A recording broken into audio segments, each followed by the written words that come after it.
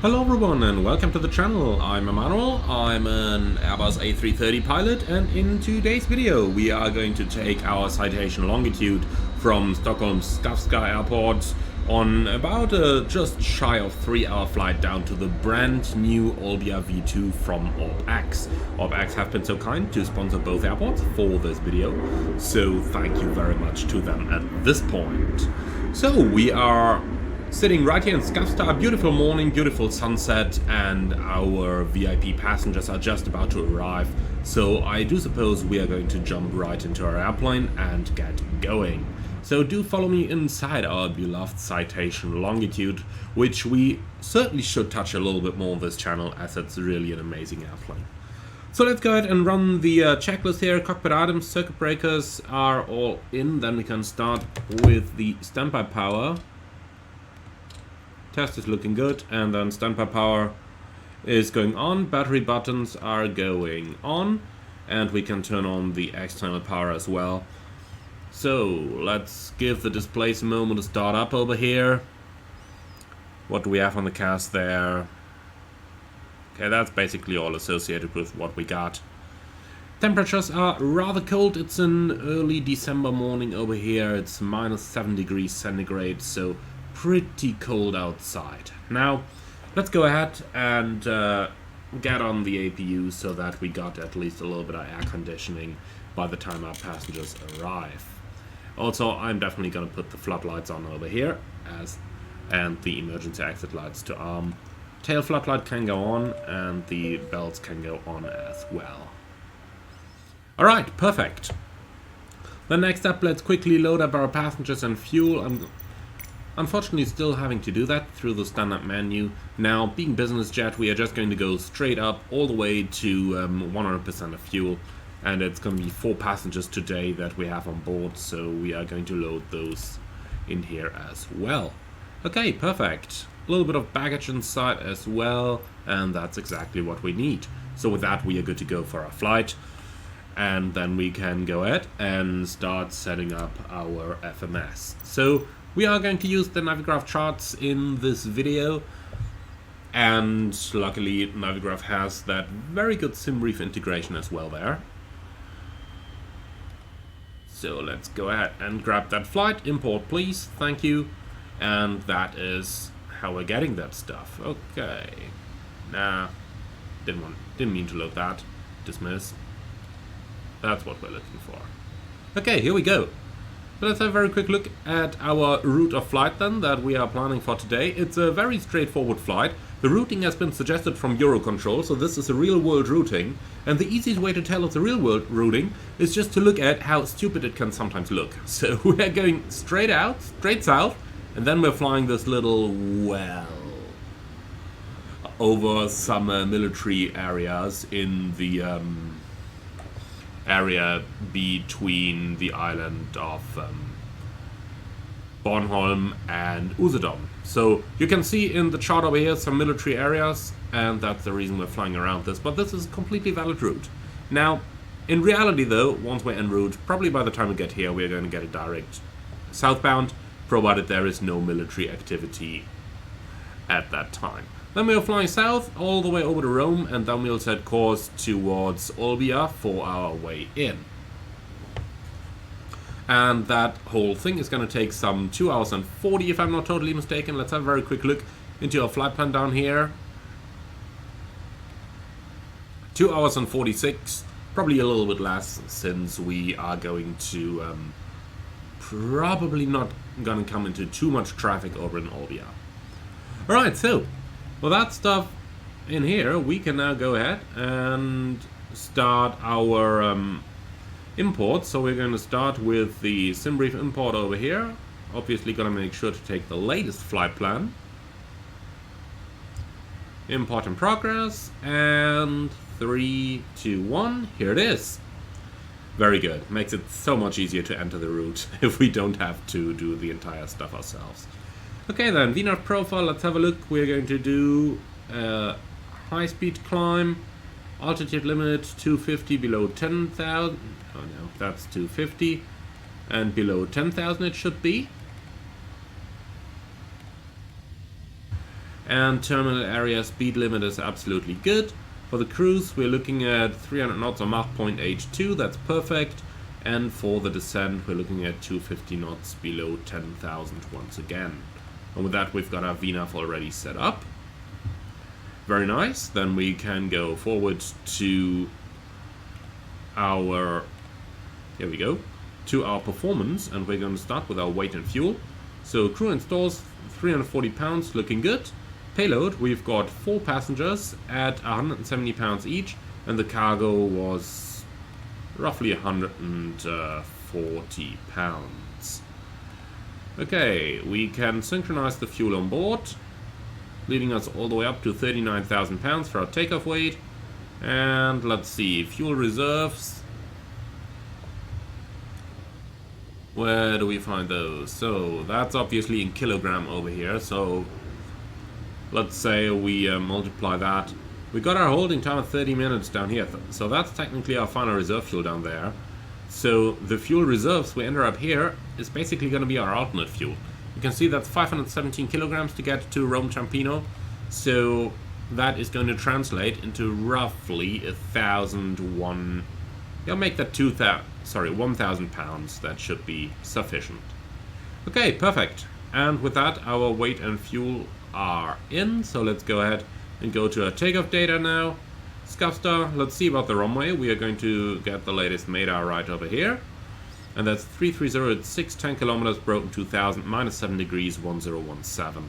As always, when you get to Hero QNH, you always set that up straight away. So let's just quickly go into the PFD settings down here. We want hectopascals, and then 1017. Here we go. And what's that in inches? Unfortunately, we can't go into the menu to change the units of measurement over there, but we can trick a little. Now that we tiled in the QNH and hectopascals, if we change back to inches, 3003. Here we go. Alright, so you just gotta know your way around your airplane, do you? Alright, so that's just about perfect then. So let's go ahead and load the wind, use the ram air temperature, runway surface. I tell you what, we're gonna go for a wet surface because it did snow recently. We can see there's a little bit of snow everywhere on the aprons as well. So just for the safety of things, we are going to take a wet runway down here. Okay, so that looks good. Anti-ice, probably gonna turn it on just in case. Rolling takeoff, yes. Takeoff data is looking good. We're gonna accept that. Check flaps, obviously, and here we go. So that is gonna load up as soon as the flaps are extended, if I'm not mistaken, but we'll keep an eye on it. Right, perfect. So that's basically our FMS setup completed. Let's go ahead and run a quick check here on temperatures. Want a little bit more. Give me 23 degrees, please. Really nice to see how the supply is going up. The current will probably go up in a moment as well. Let's try if we can see that on the synoptic if we go to the bleed page. Yeah, look at that. That's looking pretty cool, isn't it? Alright, so with that now checked out, let's go ahead and get our route checked. So that's leading us back to the flight plan page. We've got runway 26. And our routing is down here on the Tonza 3 Lima departure, Kilo November 710, that's 710, then we'll proceed to 781 and then a Tonza, and that's 781 and Tonza. Perfect, so that's basically a routing check, 2,500 on the MSA down there, and transition altitude is 5,000, gotta keep that in mind as well. Alright, perfect, frequencies then. Well, we could obviously just use our VATSIM Unicom frequency, or if we want to make things a little bit more realistic, we'll just go up here and tune Skavsta Tower 127705. This is, by the way, how we would get the charts on the real world as well. You just look at your charts and you take the frequencies from them. Okay then, and in the standby we're going to take 1 to 1.5 active, and we can take the ATIS 126,280 in the standby. Alright, pretty much like that. Squawk, well, we're flying IFR, let's just use some random IFR squawk down there. And that's basically it. Alright, cool. Well, that's pretty much everything we need to do down here completed. Now we can go up and do a little bit of a setup on the displays down here. So what I personally like to have is either have the moving map over here, and the chart in full screen over here, or do it the other way around, have the chart over here on the main screen and then the moving map on here. Now the big advantage of having the moving map on here is that you got everything in one look, and then you can use your charts down here in order to have a little bit bigger view at the charts. And that is probably what we're going to do. So let's go full over here, chart selection, and here we go. That's our Skavsta. Then we'll go chart options, plan, and that is what we're looking for, isn't it? That's a really good look at everything we need on our airport. Alright, and that is basically how I would set up my displays for this flight. Right then, with that done, let's go ahead and continue with our checklist. So we are gonna go back to the CAS right now, because there's a couple more things we need to check. Let's start on the summary page. So we've got oxygen system check. So quick look over everything. Oxygen down here. We've got 1800 psi on both systems. Then hydraulic data check. Let's go on to the hydraulic. So quick look. Quantity is looking good in both systems. Temperature is a little bit cold, but the airplane's been standing for the night in like -10 degrees overnight, so that's completely fine as well. APU started, APU generator reset, then on. So let's just get rid of that control column here. So APU generator reset, then on. External power disconnect. Cockpit controls checked set, trims checked set, fuel quantity and CG checked. Autopilot, we're gonna do a quick test of that. So we'll put the autopilot on and then we'll put the autopilot off. Works perfectly fine, very good. Alright then. Gonna press that toga button. And here we go, toga guidance is available, and that's the cockpit items complete. Then we can go ahead with the before start checklist. The passengers should have been boarded by now. And if we're on it already, let's also go ahead and decrease the range of that map so that we got something a little bit more reasonable to fly upon. Okay, so back to the charts. As far as I remember, there was no initial climb published, but let's just verify that. So indeed, there is no initial climb anywhere on here. Okay, perfect. In that case, we'll just say that we got something from air traffic control. So I'd say we just go at make that 6,000 or something the likes. Alright, cool. By the way, did I ever mention I really like it that SimBrief now automatically pre-selects your chart depending on what you put into your flight plan? Like, over here obviously we get the airport chart, but then I go into departure and it immediately selects the Tonsa 3 Lima departure chart for me. Really like that. Makes accessing your charts about as easy as it possibly gets. Alright, and I'm gonna keep the chart in night mode because, I don't know, the day mode is so bright it just doesn't fit with the rest of the panel because the Longitude cockpit is a rather dark cockpit in my opinion. Alright then, so we're pretty much done with that stuff, so let's go ahead with the before start checklist. Parking brake set, and that's set. Wheel chocks removed, cabin door and curtain closed and stowed, passenger briefing complete, seatbelts and pedals adjusted and fastened, seatbelt button is on, electronic instrument system and CAS is checked, recognition lights, we can put them on right now, and fuel shut-off valve check. We just about move over here, sometimes a little bit hard, but here we go. Okay, all the fuel stuff is looking good. And that's the before start checklist complete, so we can continue with the starting engine checklist.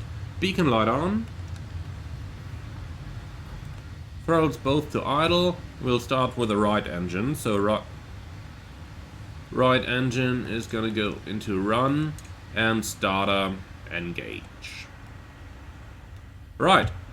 You can hear how the air conditioning went silent as it's now routing the air to the starter, 32 psi, ignition is on, and we've got a light up.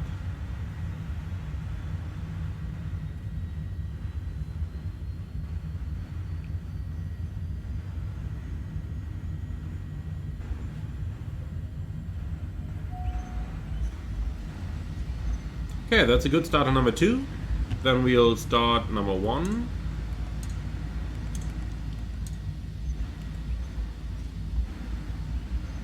Same thing again, we got start pressure, we got N2, the ignition is already shown, that should come on at 20%. And here we go. The only thing that's interesting here on the start is that the fuel flow is still showing 0, while the EGT is increasing already. Obviously there can be no EGT without fuel flow, so I suspect it's probably just because the amount of fuel that flows during the start is too little. But anyway, we got the engines running, so let's go ahead with our generators. Reset, then on, reset, then on. So bus tie is open, APU generator off. And that's the starting engines checklist complete, so we continue with the B4 taxi checklist. So let's go to the aircraft systems, and we want our flight controls. Okay, then flight control track. Full up, full down, neutral, full left, full right, neutral, and the rudder. Full left, full right, neutral. Okay, APU off. Speed brakes, check then retract. So, all the way out, all the way checked. And all the way in. Okay, flight instruments and avionics. We'll just match that heading bug. Apart from that, everything is looking good. And ice protection as required, so we are going to take the engine anti-ice on. The pitot and static is norm, and that is what we need. Okay, so what do we have left? Engine anti-ice on, park brake on, no takeoff. Okay.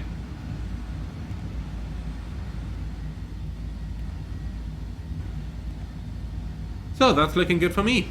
That's the before taxi checklist complete. Then taxi light can come on, pulse lights can come on as well. Park and brake off. Still no takeoff speeds though. Let's just quickly check that. So performance, takeoff data.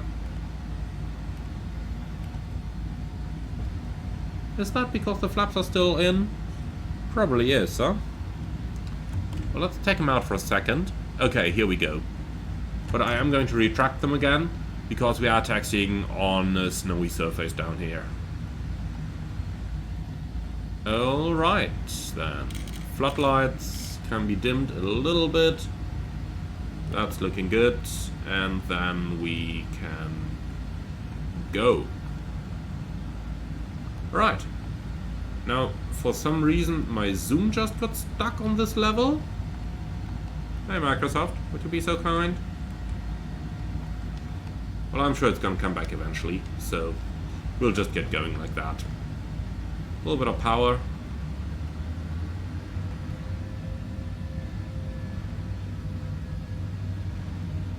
A little bit more power even.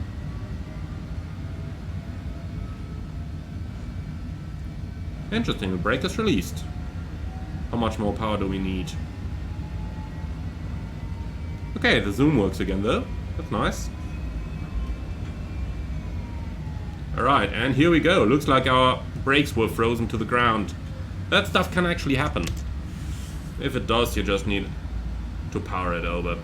Well, in the sim at least. In the real world, you'd probably take things a little bit slower. And you'd probably just get some heating for your brakes instead, but, well. Okay, so. Taxi out's fairly easy, as you can see on the chart, straight out, and then we'll go to the holding point of runway 26.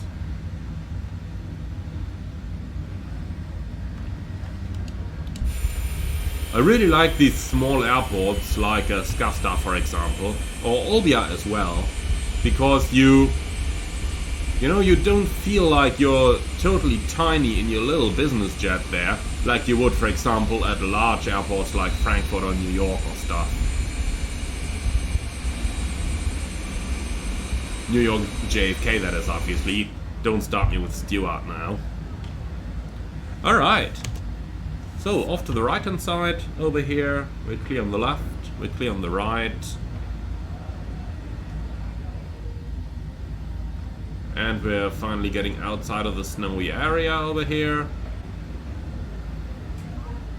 However, we'll taxi all the way to the holding point and then we'll only configure the airplane over there.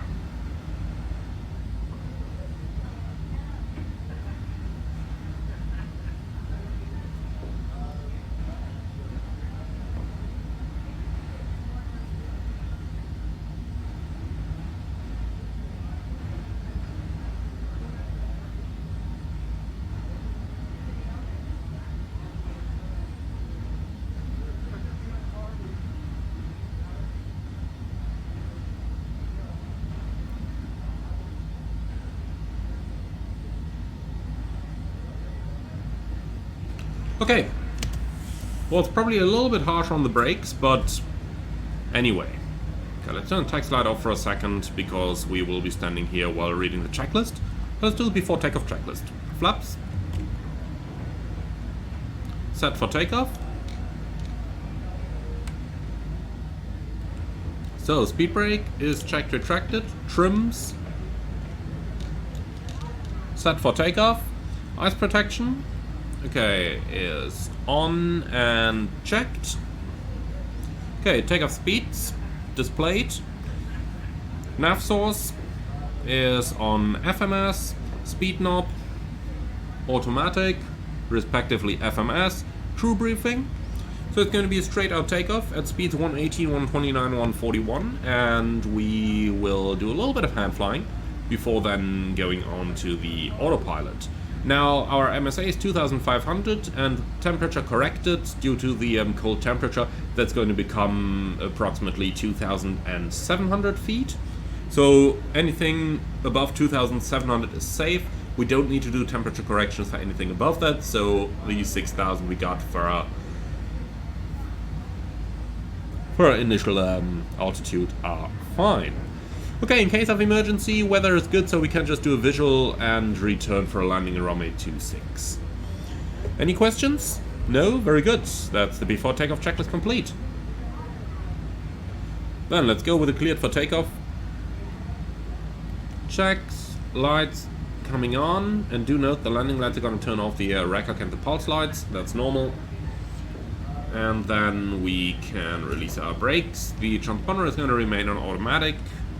And the last thing I am going to do is on here to go for the timer and prepare our timer for the takeoff. Okay. So, before takeoff checklist below the line, flight controls free, ice protection, engines on, exterior lights set, and EAS and CAS checked. Before takeoff checklist complete.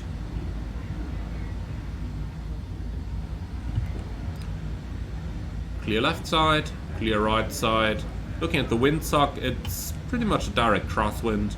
330 at 7, yeah, that is almost a direct crosswind anyway.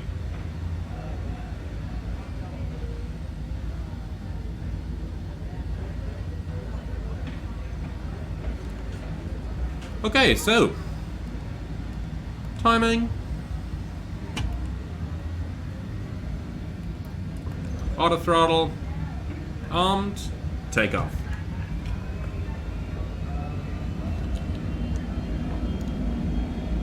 Set power. Power set.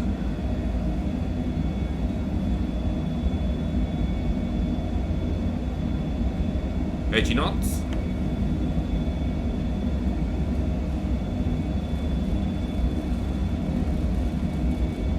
V1.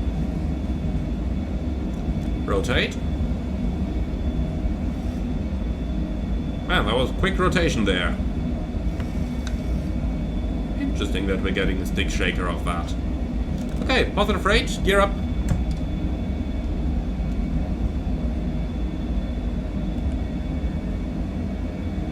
Okay, nav. Where's my level change? Here it is. And autopilot.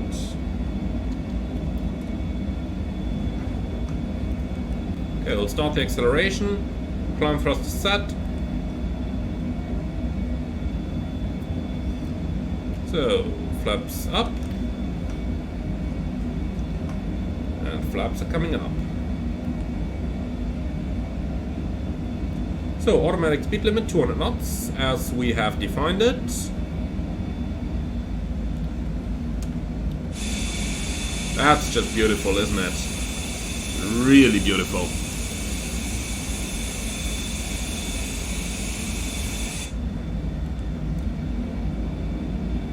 Alright, accelerating, 250.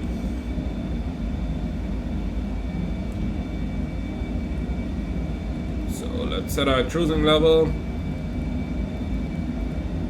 I'm gonna start at 3.7 today. Here we go.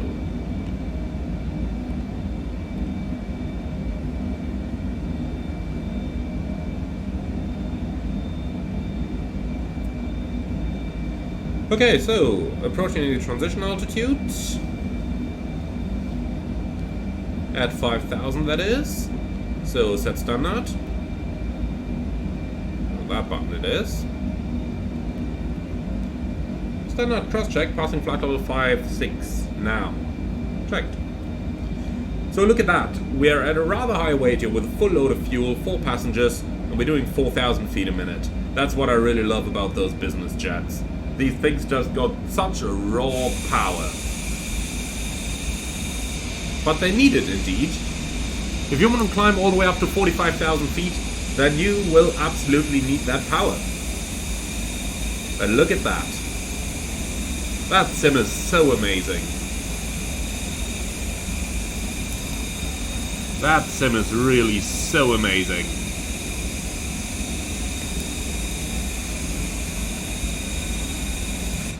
Right then, straight back into the cockpit.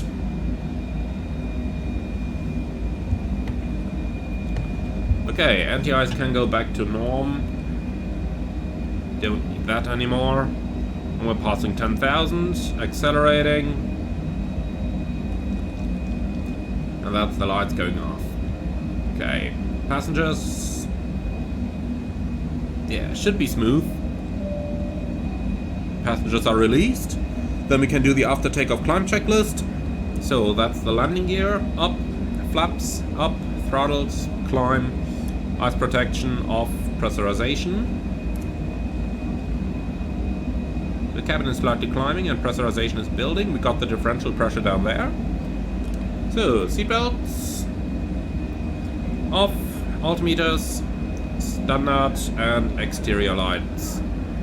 Set, after takeoff and climb checklist complete.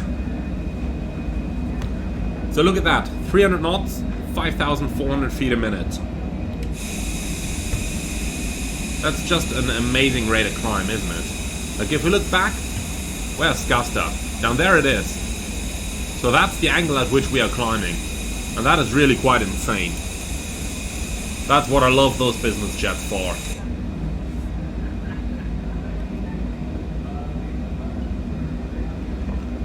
Alright then.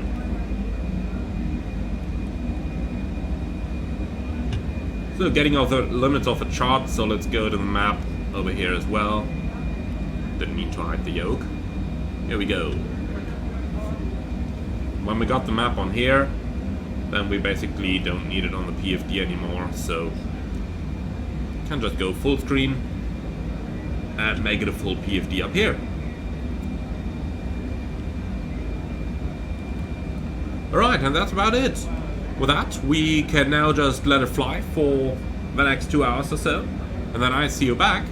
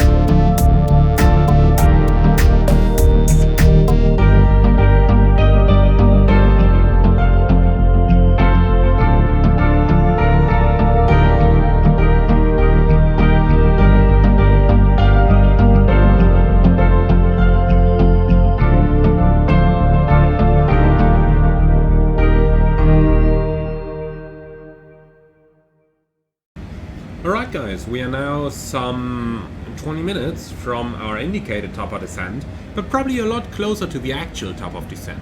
And what do I mean with that? Well, we're gonna check that out right now. So, if we take a look into our arrival chart for Olbia, let's give it a little while to load the charts. Sometimes we need to go in and out. Come on, Navigraph, you can do it.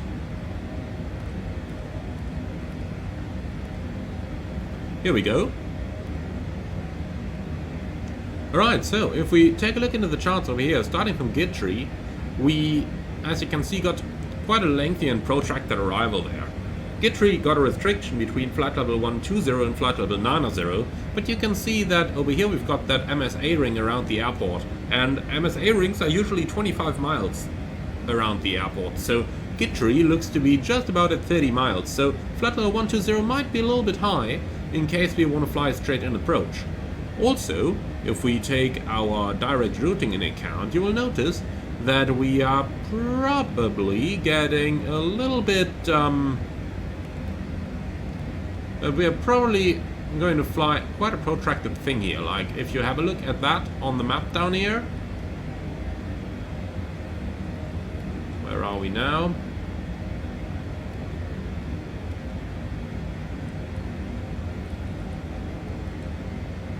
Well, that moved us off quite a bit. But here we go. So let's try and zoom that in once more. Alright, here we go. So as you can see, even flying all the way to Gittree is going to be quite a long way around. What I'm going to do is, if Gittree is like 30 miles out, then we'll have OLBIav2 being even closer. So let's go into the flight plan and set ourselves the restriction for OLBIav2. So here we go, but by default it wants to be in 13.5 and Gittree at 9,800. So what I'll do is, let's go OLBIav2 and make that a 10,000 foot restriction, so that we're really covered for a straight in approach. As you can see, that brought our top of descent ahead by like 4 minutes already. And with that basis now done, let's go ahead and do the rest of our approach setup. So, most importantly here, ILS-23 is what we are likely going to fly, but let's take a careful look here. Go to the landing data, weather, give me the latest MEDA please. It's 270 at 18, slightly variable. Few clouds in 4000, 15 degrees, QNH 1010. Okay, so we're gonna pre-select that 1010. Here we go. And with that pre-selected, let's continue our landing calculations real quick. So we're going to load up the metadata. And if we have a look at that again, you can see the most conservative wind there is 300 at 18. So let's go ahead and enter that. It's gonna be 300 with 18. Enter, and the rest we will just accept. Not sure why the barometric pressure is showing in inches, but that is fine for us. Okay, that's good. Landing config full, anti-ice off, all that is looking good. Alright then. Weight limit exceeded, interesting. By how much? I do believe this is the present weight, is it? So we're still burning some of that. So let's not bother with that for now, we'll just send over the speeds. Yeah, send them over and we'll check that again when we get closer to our destination. Okay, cool. Basically we need to burn like 900 pounds, so we'll just remember landing fuel 9000 should be good. In other words, we need about half an hour of flight time looking at the fuel flow over here, and we are for sure flying for longer than half an hour from here on. 15 minutes to the top of descent. Yeah, it's gonna be fine. Weight will be okay. Alright, so back to the charts then for an ILS approach runway 23. And what do we got? Frequency triple 1.3. I'll tell you what, let's make that a bit easier. So give me the header please. Triple 1.3 and 233. So that should set automatically, but I am just going to tune it manually over here. Normally these things work quite well, but better safe than sorry. Okay, Mr. Approach is gonna go to 5,000, over the VOR, Max 185, left turn, radio 098, Sierra Mike Echo to Aircop and hold. We can absolutely do that.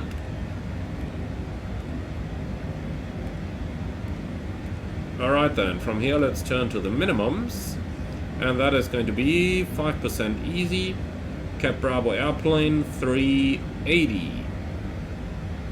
Okay, so minimums, utilities, minimum 380, barrow, looks good, and we'll enter that. So, and 380 is 356 above the threshold, so we're looking at something about 20 and a bit feet for our landing elevation. And look at that, landing elevation 27, so that data is accurate and can be used. Okay then.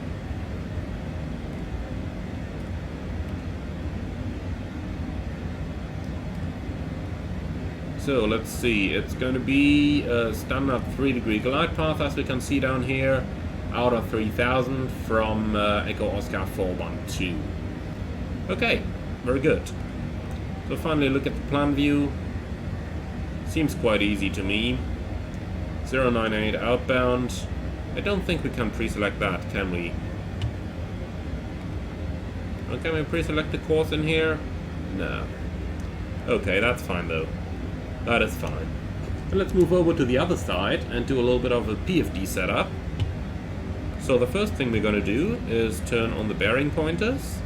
We'll take nav1 and nav2, both of them, because we want our DME reading later on, and we might also use them for navigation. Okay, so that stuff is in. The minimum is in, the speed bugs are in. Then we can split the display again and take our profile or our nav map on here, and if we now go, oh man, okay, so we don't need that, no thanks. Oh boy, how did I end up controlling the left side with the left controller now? Certainly want it on the right side. Well, suppose it's gonna work like that as well. But please do give me the charts in the night mode. Thank you. Right, suppose that's gonna do.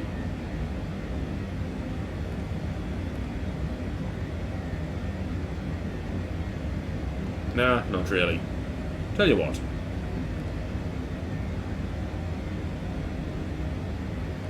Let's get rid of that again. Sometimes these avionics are still a bit confusing to me. Okay, now we're controlling everything with the left GTC again. So, map, full, like that, thank you. Now let's get the split view. The question is just how can we get to control this with this now?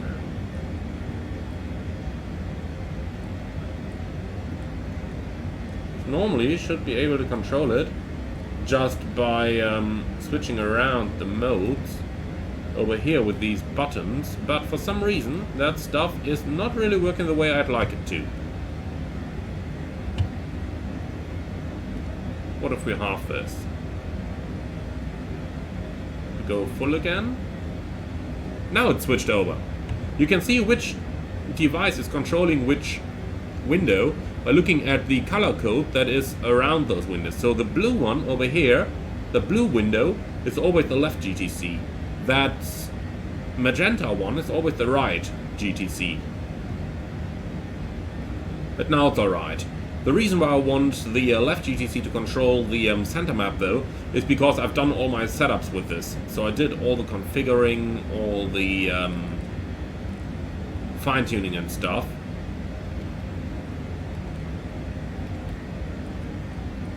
And most importantly, I want my vertical profile to show over here because it gives me the time to the top of descent. Obviously, we could just use the indication on the map as well, but I kind of like this information to be available over here, because it does make life a little bit easier, if you ask me. Okay. So now it's basically set up the way I want it, and once we actually started our descent, we'll get the important VNAV information on the PFD as well. So when that happens, I'll just go over to the charts, and we'll have our approach charts. Oopsie. We'll have our approach charts displayed over here like that. That is kind of my plan for how I want to fly the Arrival in terms of the display setup. I do believe that's making best use of what we've got available in the airplane.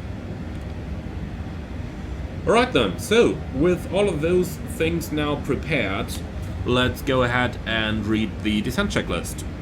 Pressurization, landing elevation, verified set, altimeters, pre-selected 1010, exterior lights, can keep them all off for now, descent checklist complete.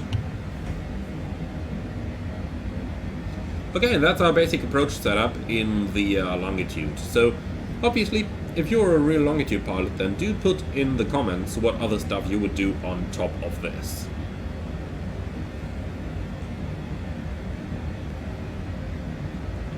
Okay. So I do suppose we're going to fast forward a little bit ahead again, so that you don't have to enjoy the lovely views in real time out here, but can take it in a little bit accelerated manner.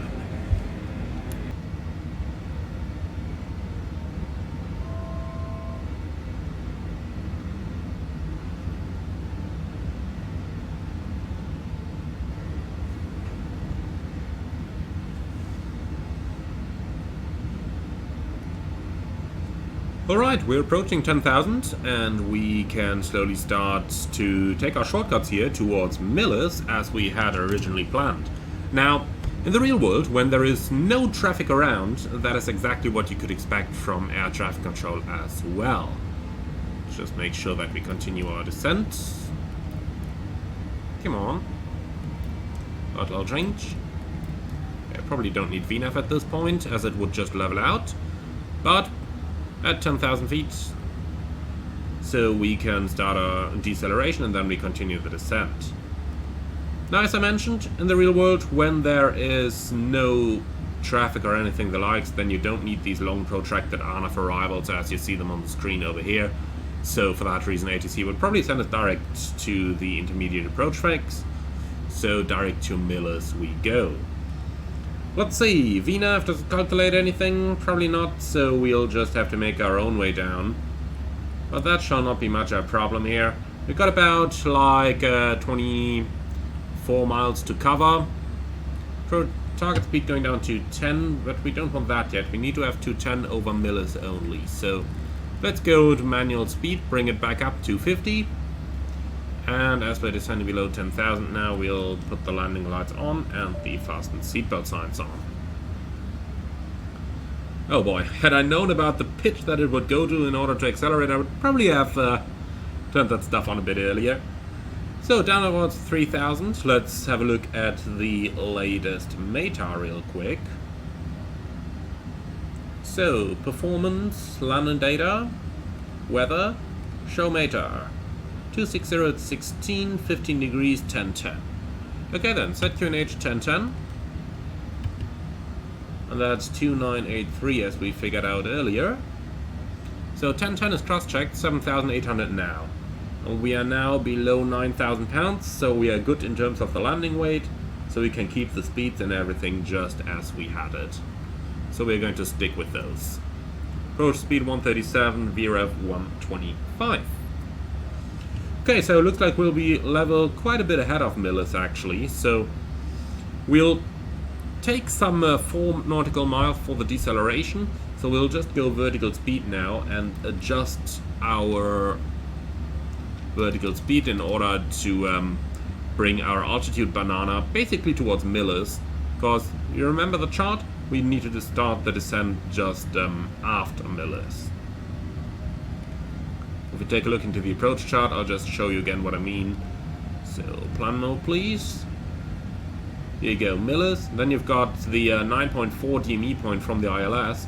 And if we now look into the profile, that's where we start the descent at 3000. So that's 4 miles after millis.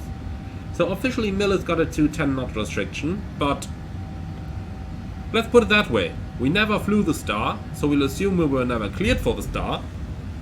And on the ILS chart, we cannot find such a restriction. What a pity that is. We can find the restriction only for the holding over here, but since we aren't flying that, no restriction for us. What a pity that is. Alright, that's obviously just a small trick there in order to talk myself into flying a nice approach. In the real world, if there's no traffic around, you might care, but I'm sure that there are at least some colleagues who will probably not. Let's just put it that way. And I mean, in my experience, if we accidentally busted some speed restrictions, which, let's be honest, happens at times, but if we are completely honest over here, if there's no traffic, then ATC wouldn't really care either.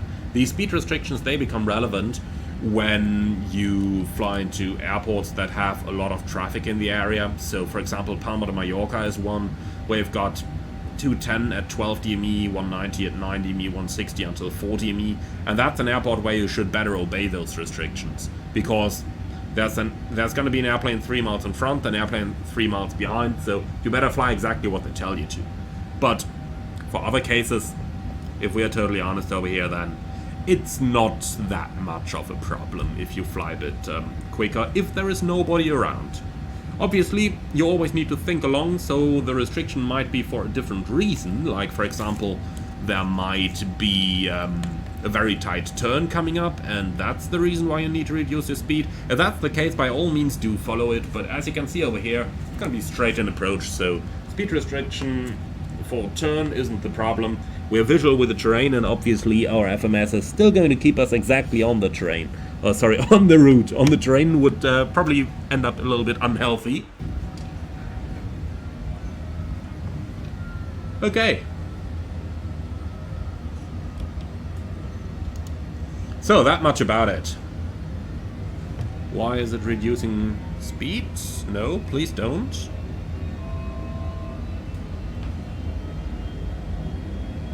Let's do what a good YouTuber does. Man, look at how awesome this airplane is looking. Why did it extend the landing gear?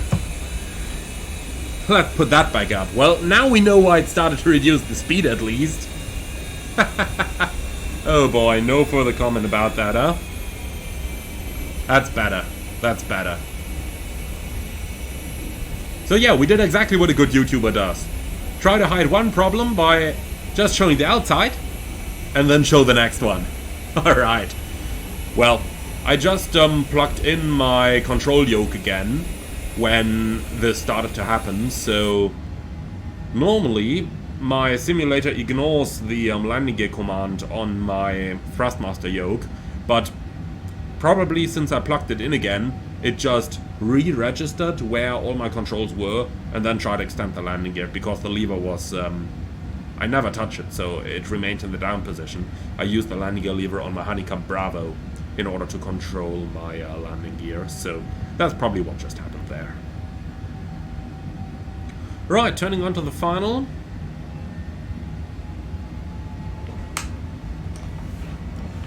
And I would say now it's a good point to reduce the speed, so let's go back to FMS controlled speed and we can see our target going down straight away. Alright, cool. As soon as we're established on the final, I am going to go into selected modes and then we'll intercept the ILS. In the meantime, let's read the approach checklist. Landing data confirmed, ice protection off, flight instruments and avionics checked set, crew briefing complete, passenger briefing complete, seats and seatbelts adjusted and fastened, seatbelt button on, and that's the approach checklist completed. Alright, flaps 1.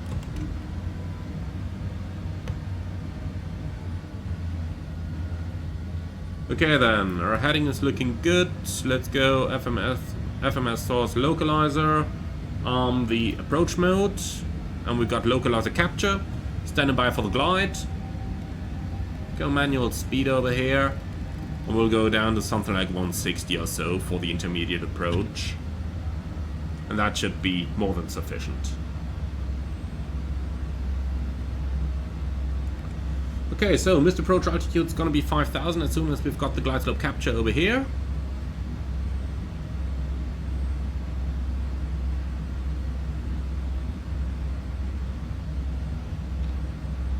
Here we go, glide slope capture. 5,000 feet set.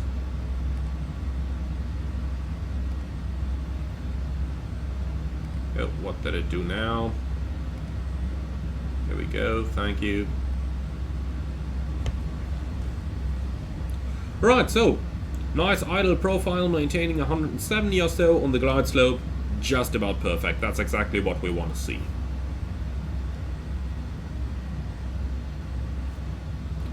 So this time, when I'm going outside, look at that. Now it's looking good.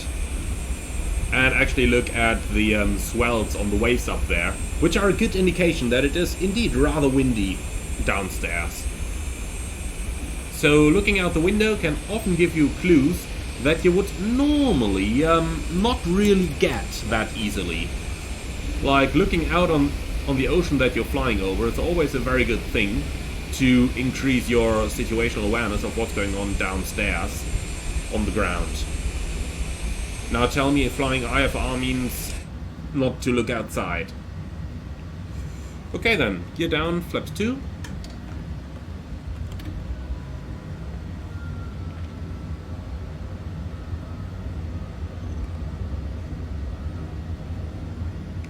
So back to FMS control speed. And flaps 3. So speed going down to 140. That's good enough for me. Before landing checklist.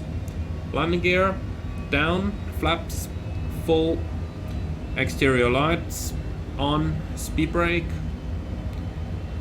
is retracted, auto ground spoilers. Where did I find those again? Wasn't that button just over here? Where's that gone?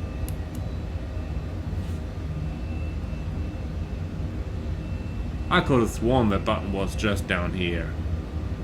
But okay, we'll take it from there. We'll do speed brakes manually. That's fine. Okay, EAS and CAS checked. And that's the before landing checklist complete.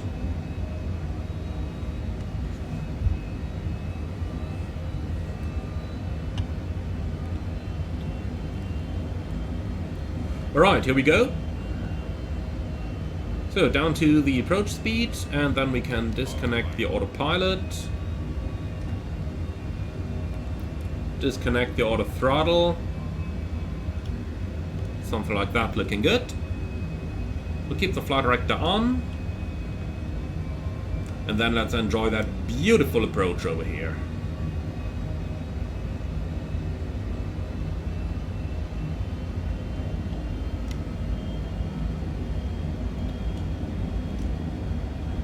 What I really like about the approach to Olbia is the looks of the terrain just about on the short final, just down here.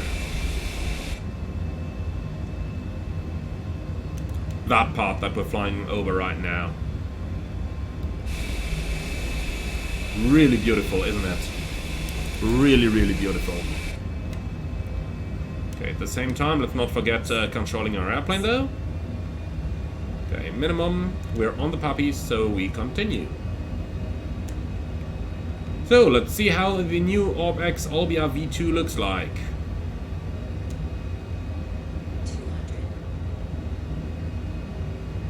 A little bit turbulent right here. You can see my yoke a little bit on the bottom part of the screen there. But it's rather windy. Okay, power idle. Let's make it a smooth one.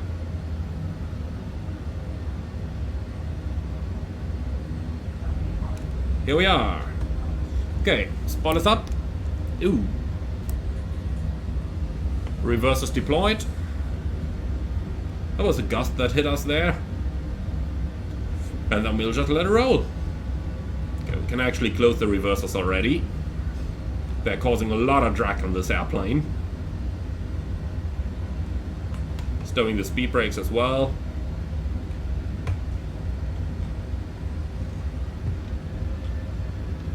Okay, and then we'll take the next exit. So let's get out the taxi chart.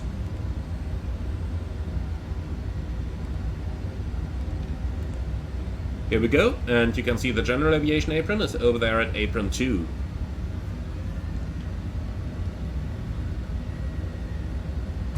Let's take the next exit though, we don't want to block the runway for eternity. And welcome to Olbia. So just a small caveat, the version you see on screen right now is obviously an in-development version, so not everything might be completed yet. And if there is anything that you notice that is not perfect yet, then it's probably a work in progress. Okay, so the runway is vacated, then we can do the after landings.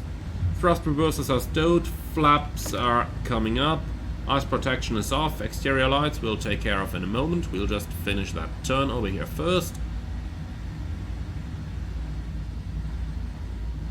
Here we go. Okay, that's the landing lights off, taxi lights on, and the recognition lights, well, we don't need them, it's daylight. Okay, perfect. So, welcome to Olbia, everyone. The first thing I notice in the scenery over here is that we've got all that patchwork that often takes place in real airports. That seems to be simulated over here. I could imagine that's a high-resolution satellite image they've used for the ground over there, which not every developers do. Like, many developers just create their own custom ground layout, and details like you can see over here, like all the patchworking that usually takes place on airports over the time are missing from many airports, and that seems to be present here. That gives it a little bit of a lifelike feeling, if you know what I mean. Really like that.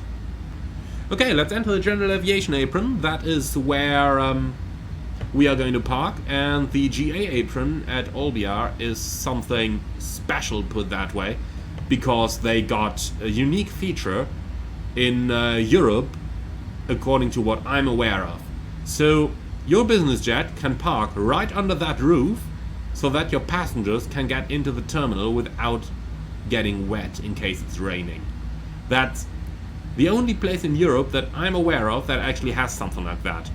I know that in Moscow they got a terminal similar to this one.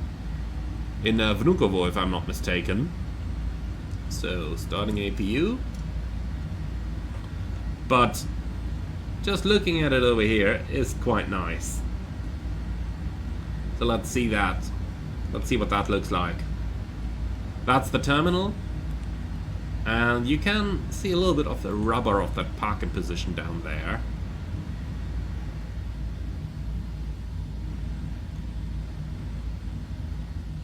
And that's what it looks like. So we'll take the position next to it, but just imagine you can actually park the nose of your plane under a roof over there just so that your passengers can actually get out without getting wet. But it costs an incredible amount of money. I talked to one pilot of a general aviation operator a little while ago, and he told me what that costs. It was something in the region of about 7,000 euros just to park your airplane under that roof, on top of the general parking cost, of course. Alright. So apart from that, that's the general aviation terminal we see over there. Looking quite good. A small word on some of the looks in a few moments once we parked. So let's get our parking position right. Because as you can see, we actually need to turn the airplane outbound here. That's the reason I wanted to go for that stand and not take the one under the roof. Alright, and then we've got our marker over here. Here it is. Alright, a little bit harsh on the parking. I certainly need to work on those skills. But here we go. Okay, so APU is up and running, as we can see on the iCast down there. So, shutdown checklist. Throttles idle, park brake set, ice protection off. So, engines, run and stop buttons to stop. 1, 2. Okay, both engines are shutting down. So, seatbelts off, APU is going to remain on. The EIS and CAS checked, main battery is on, standby power switch verified on, and APU as desired, shutdown checklist complete. Alright, that's our engines shutting down, and that is our first flight over here completed. So, let's just run out for a second and have a look. Oh well. Oh, that is not a good parking of my place. Man, we can do better than that. Next time's gonna be better. Alright, so that's what the GA terminal looks like over here in Olbia. And that's what the special GA parking area looks like down here. So, really good looking. Would be nice if they made it a 3D terminal interior. I did forward that suggestion to Orbx, but for now they only have the 3D interiors over at the main passenger terminal, not at the GA terminal. But I surely hope that's going to be added, as Olbia is quite a famous GA airport. Alright, let's have a look over some of the passenger part of the terminal as well. So we'll just take our camera out and walk over. So this is all done with the drone camera right now. Drone speed is on 30 and the movement on 90. That's what I like to use for quick looks around the airport, and when we go up more detailed we'll set that down a little bit. So that's what the main apron looks like. Let's go down a little bit. Again, very nice to see all that patchwork taking place. So I'm fairly sure this is a high resolution sat image they used, and that they simply upscaled a little bit in order to get it to look good on the apron. And indeed it does look good. If we go down a little bit, that's the level of detail we got down here. Let's move up a bit more to the terminal. So this is one of the parts where it gets interesting. We do have a 3D terminal interior, but the windows are not very opaque. Like, if you look at that, you can see it is 3D, but the windows make it a bit hard to look through them. But we can always just go inside and have a look over here. Hi there. So that's what it looks like from the inside. And that is actually looking quite good now. So look at those reflections in the roof there. Or just look at the quality of the textures on the wall that we can see over here. So it is a little bit of work in progress, so if you see that little gap on the top up there, that is work in progress as far as I'm aware, so that's going to be fixed for the initial release. Again, release coming on the 18th of December, so it's going to be out in a very short time. And there will be a great discount for owners of the current Orbx Olbia, so you are not going to pay twice for the same code. But nonetheless, it is a completely redone airport as far as I'm aware. And just look at that, it's looking pretty good. Pretty good indeed.